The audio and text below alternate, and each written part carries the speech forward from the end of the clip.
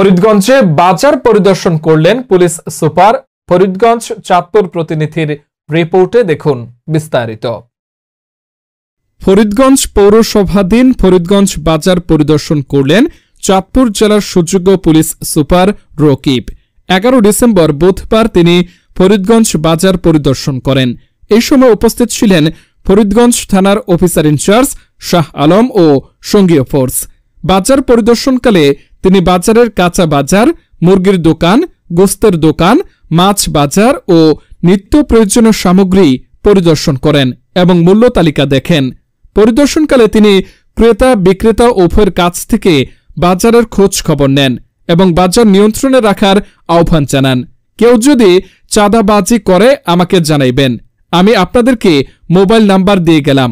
আপনাদের থানায় officer in charge আছে, তাকেও অবগত করবেন, কেউ যেন হয়রানির শিকার না হয়।